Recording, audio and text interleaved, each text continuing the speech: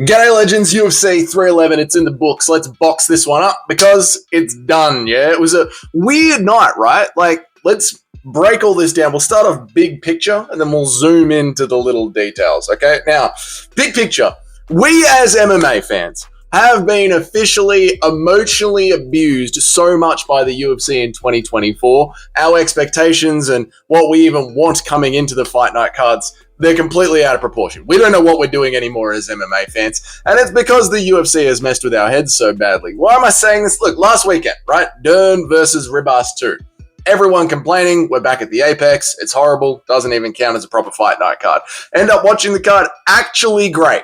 Actually a great card, goated card, Dern versus Ribas 2. How does that even make sense to say? You know what I mean? And then UFC 311, we're all going into it, we're super hyped, we can't wait for this pay-per-view. Best pay-per-view in the world on paper. Best fight night card. Best card in the world on paper.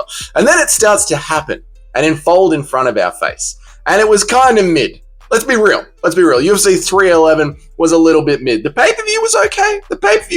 But even did the main event even hit? No, not really. And don't act like it was because of the last-minute change-up either. Like, I know for a fact, right, having my finger on the pulse in the MMA community here, I know for a fact people were as hyped to see how Moicano would do going into that fight as they were for Arman Tsarukyan. There was that whole, he's got no chance. Well, sort of, he's got a little bit of a chance, but what if this is just one of those crazy upset weekends? These things happen in MMA. We've seen this sort of thing before, and it was getting the fans, it was getting all of us excited. So there was hype even with the late notice change-up going into UFC 311. But by the time the card was all done, when you go and look at it all, I'd say by the time we punch out UFC 311, I've been putting that in about a 6 out of 10 overall. So let's go run through the card, give some of my finer points.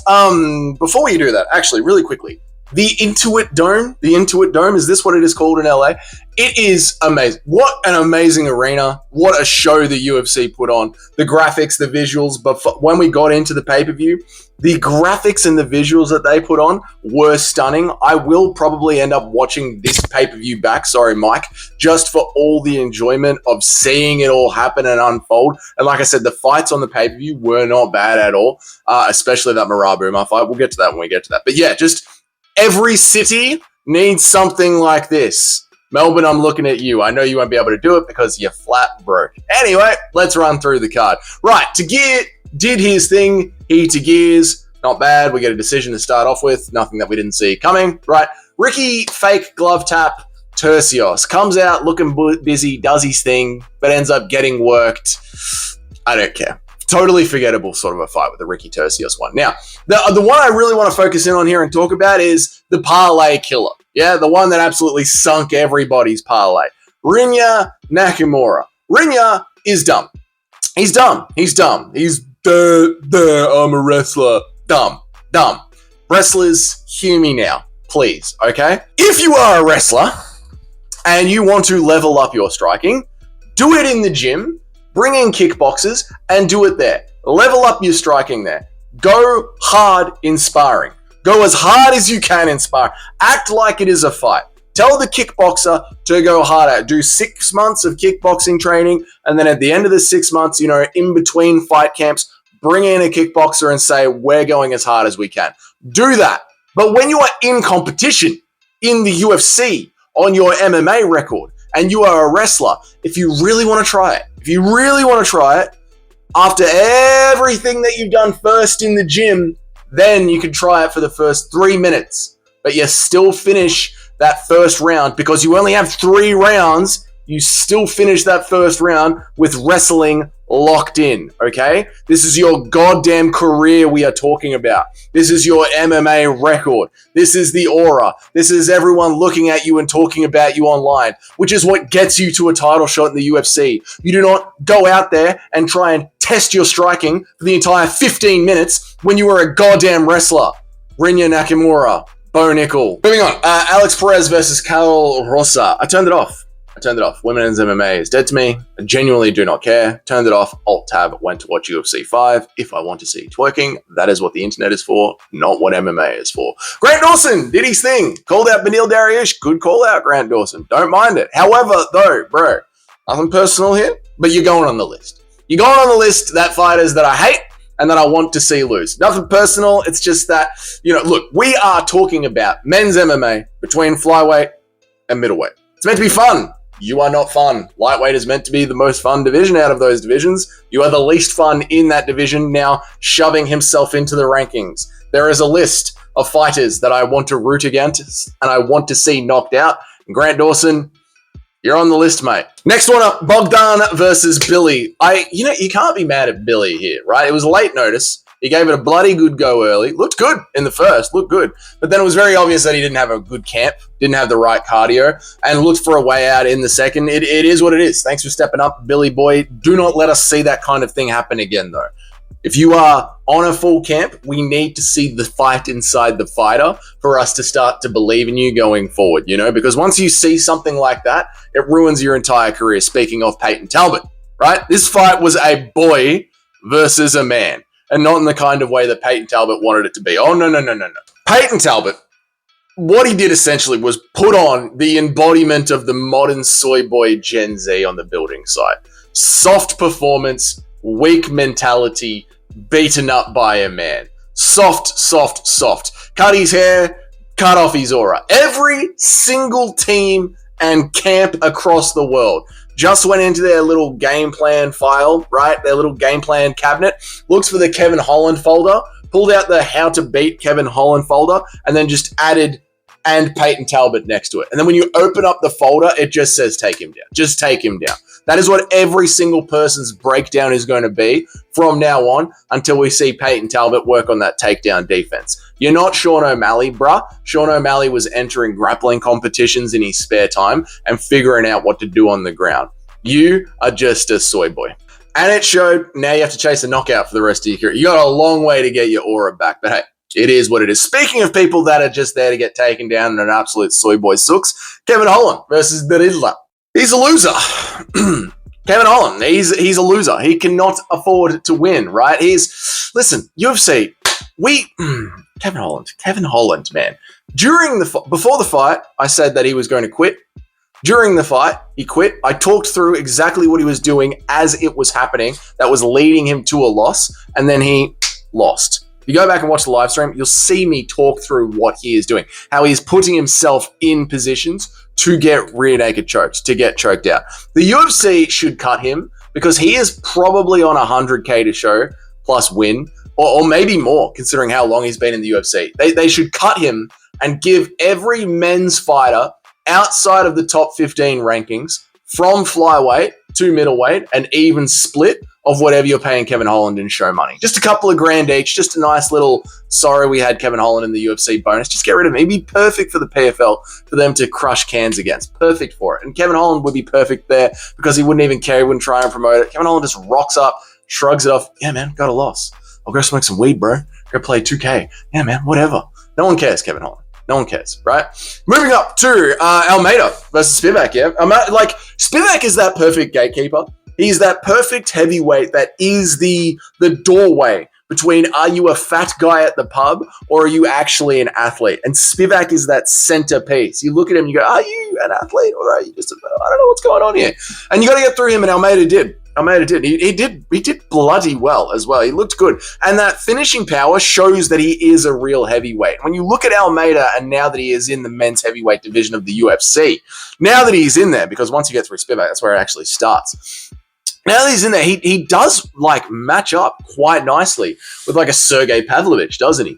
Or a Cyril Gane. And I don't care what it says on Cyril Gane's record.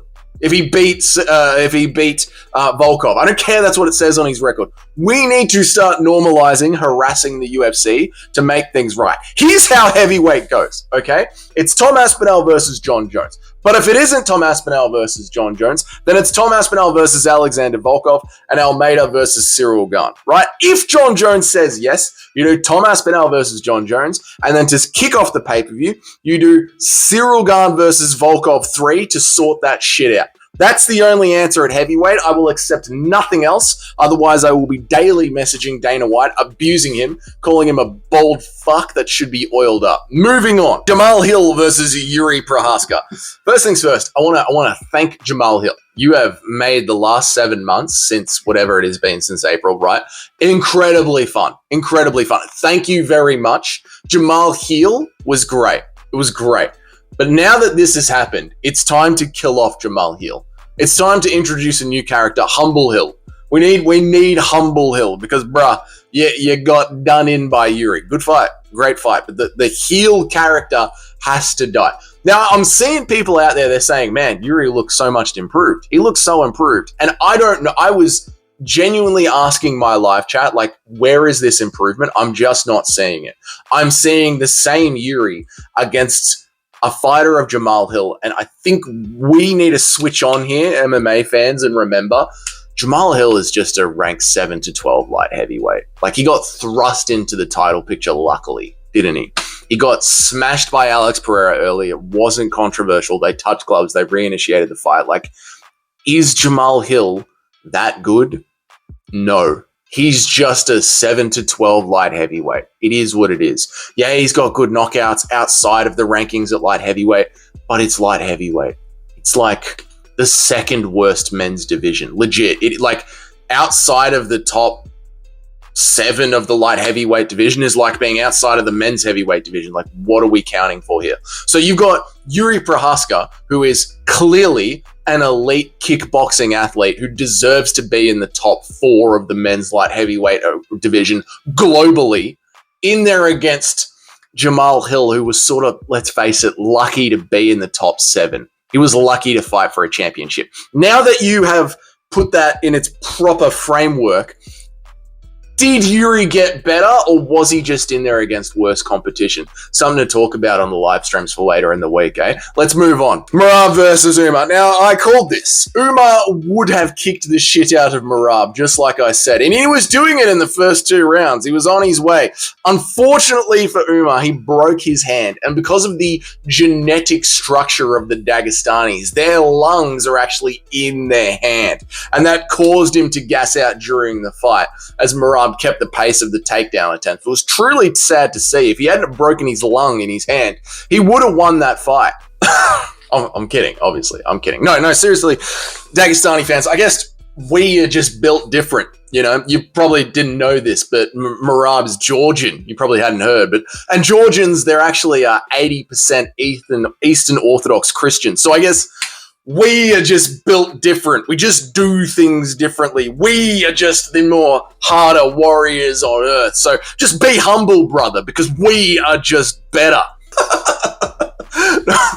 The first 2 rounds, I gave it to Umar. Look, he looked good, man. He was doing his thing, but he got out-hustled by Merab. It is what it is. It's got nothing to do with his hand, Dagestanis, right? He definitely broke his hand. We saw the photos. But we saw the photos after the fight. He definitely had a broken hand, but was it broken in the first round, like they're saying? That's weird, because the second round was just as good for Umar, and it's in the third round where you could actually see Merab gassing Umar out with the takedown. So I don't know what a broken hand has got to do with his gas tank, but there is a whole lot of coping coming from the Dagestani fan base on Twitter. We might do a whole video on it tomorrow, just highlighting the screenshots, laughing at the Dagestani fans who legitimately believe that Umar's lungs seem to be found in his hand. I love the cope from the whole Dagestani fan base. And they are the worst fans in MMA, and they do deserve this. You know, like, yeah, Alex Pereira fans, they'll say Sharma over and over again. Okay, whatever. John Jones fans, they'll cope that he's the GOAT of MMA, even though he's a steroid cheat. Whatever, that's sport. That's sport. You're allowed to cheer for your side. That's sport. The Dagestani fans, they will DM you and describe doing unthinkable things to your family. That's what they do. Then almost every single MMA content creator has talked about having experienced that. You know, Jesse on Fire, MMA Joey, not MMA Joey, he's on their team. He obviously panders to them. Ronan MMA, MMA Guru, bloody James Lynch MMA. Luke Thomas has described this. Every single YouTube creator in the MMA space has talked about how if you criticize a Dagestani, they will be in your DMs talking about how they will go Genghis Khan on your bloodline. And they deserve this week of reap. Whatever happens to them this week, they absolutely deserve it. This is MMA. This is playground rules. This is eye for an eye. So, co-parter, Eastern Orthodoxy smashed your boy. One side of the cliff is better than the other. I mean, that's the game of MMA. Like, I get to laugh at my fan base when I tell them Kevin Holland's a quitter, and they're like, no, you're wrong. And then he goes and quits relentlessly. And they get to laugh at me when I say Umar is going to kick the shit out of Marab, and then he ends up gassing out. And they do laugh at me, and they were laughing at me. That's the game, man. It's sport. This is what we do here. So just shut up and be humble, brother. Be humble. Although you guys did cop an amazing win. Islam ended Moik's run. We got to wrap this up, man. I got to get out of here. Moicano, he's 36. He's injured. He got dominated by the champion that is going to be champion for a while and is dominant for a while. They're not like it's almost like how Robert Whittaker got knocked out by Izzy. It's so hard to say, right, we need to get him another title shot. Like, he's going to have to do so much work to get another title shot. And this is MMA. He's going to fight 2 or 3 times a year at best, starting from 36. In the lightweight division. Moicano, we love you, but it's over. So I hope he's on a good paycheck, and I hope he puts on fun funds for as long as he wants. Just don't cowboy Tony Ferguson out of the game. Moicano, don't Tony Ferguson cowboy out of this game. You know? We love you. We don't want to see that happen. That's it, boys. That's UFC 311. Let me know what you think about all that down there in the comments. If this is your first time here, g'day. My name is Dougie. I make an MMA video every single day of the week, Monday to Friday, and I try and go live about 3 times a week. If you want to know when that happens, you hit that notification bell right there next to that subscribe button. If you enjoyed this video, make sure to hit that like button. And if you're one of the paying members of the channel, thank you so much. Your names are in the next slide. I'll catch you all in the next one. You guys have a great week. See ya.